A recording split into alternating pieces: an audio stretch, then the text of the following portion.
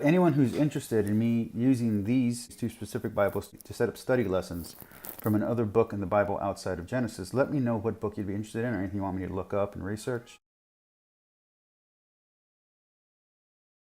All right, so this was here. So let's see what this is.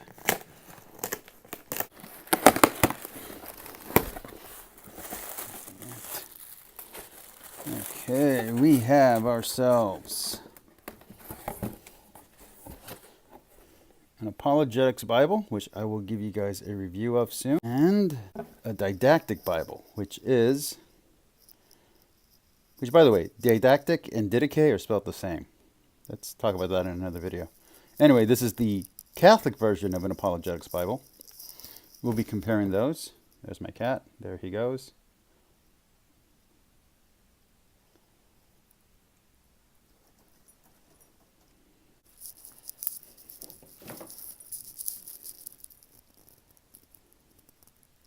He's reviewing the box.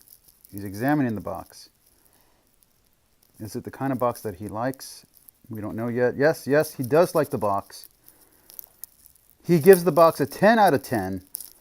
He recommends this to everyone. He's given it 5 stars on an Amazon review. He says get this box. All right, so here's a little first impression review of 2 books that I just got. This is the Apologetics Study Bible. I will add in, I'll probably clip this together with something else, but this is my first impression. I've never seen in here before. That's what the inside looks like. Like that. All right, so let's see what's what. Okay, so this is an Apologetics Bible. I also plan on getting the Student's Apologetic Bible to see if it's any different. There you go. Here are the articles.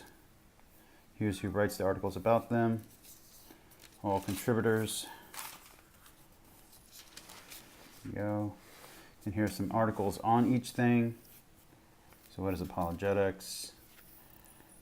You have Kevin Boa, Kirk Lowry, Chad Owen, Paul Capin, Nigel Cameron. I'll be honest with you, I don't know who any of these people are. All people I've never heard of in my life. That'd be awesome if that was J.P. Morgan, but it's J.P. Moreland. Let's see. That'd be awesome if that was Kevin Nash. That'd be awesome if that was Scott Hall.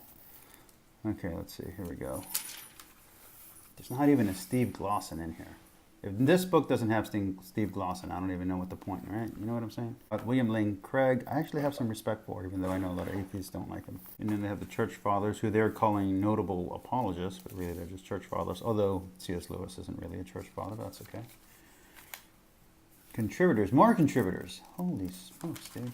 These are all people I've never heard of before and don't matter to me in any kind of way, outside of them being humans.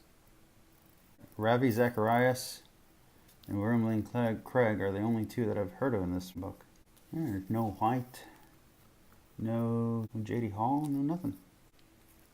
I'm disappointed. I'm disappointed just because there's nobody in here that I'm actually familiar with. I mean, at least get the guy from the Sermon Hummer Club, Pat Robinson, now, you know what I'm saying? Okay, writing history, then and now. My atheist friends will like this one. Have Darwinism and Dawkins disproves God. I'm going to guess, considering this is a Bible for Christian apologists, that they're going to say it has not. Not very many notes on here, but it has a lot of apologetic information. So you can use this. I would recommend getting a Bible like this, the Apologetics Bible, in combination with the CSB Study Bible, and put them together. I don't like the CSB translation. I'm just going to be honest with you. It's not very good. It's not very accurate, but it is the newest, latest translation, and it does rely on a number of methods that are currently popular in translation.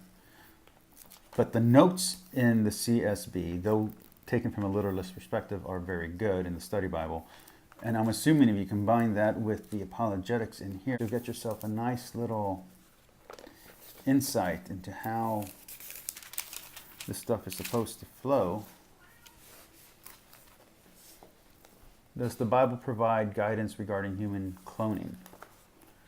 Oh, that's not an article I ever expected to find inside of Apologetics Bible, but okay. Inside a Bible ever. Article, does the Bible teach annihilationism? Now, I thought it had little things about, okay, yeah, twisted scripture. So this was a heavy highlight. So I'm hoping to get from the twisted scripture stuff a lot of stuff against Catholicism, because as a Catholic, I want something to argue against when I either review this or use this for my my videos. I want to see their best argument so I can put up my arguments against it. So that is going to be useful, and that is my cat meowing, by the way. Now, of course, if twisted scripture ends up not having that much to do with Catholicism and has to do with general heresies, that won't really help me, but it will help confirm stuff that I already know, which I think is technically called confirmation bias. Jehovah's Witnesses. Come on, they gotta have stuff about Catholics in here. Protestants hate Catholics. There has to be something. All right. What does the Bible teach about homosexuality? I'm gonna guess that it's gonna say it's not good. That's what I'm gonna guess. Yeah. Just guessing here. I'm just saying that the Bible is going to teach that it is a sin. How can Jesus' death bring forgiveness? Oh, it's going to have substitutionary atonement in here, isn't it? Something else. Whatever. Introduction to John is long. Okay. Let's see. Revelation. Oh, there you go. Oh, the maps are in the back. Maps look nice. Is this the McNabb maps, or are these new maps? Are these maps just for this guy? Who's doing these? Okay, it doesn't say who's doing these maps. Oh, there you go. And you have presentation page, book introduction, apologetic study notes, twisted scripture, explanation of commonly misunderstood passages, profiles of Christian apologists, 2-color interior, 2-column text, 9.75 point type, Smith sewn binding, ribbon marker. There's a ribbon marker? Hey, look, there's a ribbon marker. Only one. Okay, and full color maps. There's the ISBN number.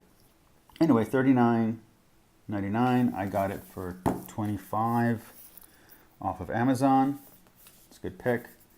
Hopefully this combined with the CSB study will help me understand evangelicals better. And I do also want to get the student version of the Apologetics Bible to see if it has different information. I'm not interested in getting each of the specialty ones, so I'm not interested in getting the Disciples one or the, whatever, they had like 3 or 4 different specialized Bibles here. But I am interested in getting the student apologetics one. And I'm also interested in getting some manuals for preachers, some handbooks. But we'll talk about that later, because I'm moving on past Genesis soon. I was actually thinking about doing Revelations, and these books will actually help explain Revelations and different perspectives on the interpretations. The only problem is that all of this is English, and all of this is based on the English, and so it's missing out on some of the fun stuff from other countries. Like, I'd love to see how French or Greeks actually interpret this, or how people in Israel actually interpret this information, considering this is about them. All right, so now let's look at the Didactic, or Didache Bible, with commentaries based on the Catechism on the Catholic Church. See, based on, that means not actually. Anytime something says based on, know that it doesn't mean that it's actually quoting. It means it's kind of interpreting. So it's an Ignatius Bible, which all my Catholic friends will love that, because all the Catholics think Ignatius is somehow the official Bible of everything, but it's not. Don't buy into that. The only official Bible in English are 2, and that's the CTS and the NAB, and that's going to change in a few years anyway. All right, so, because they always update it. Here we go. Translated from the original tongues, set forth in 1611, Old Testament revised, compared with the most ancient authorities in 1946, 1952, 1957, 1965, and 1966. That's the last time it was updated. This version was updated in 2001.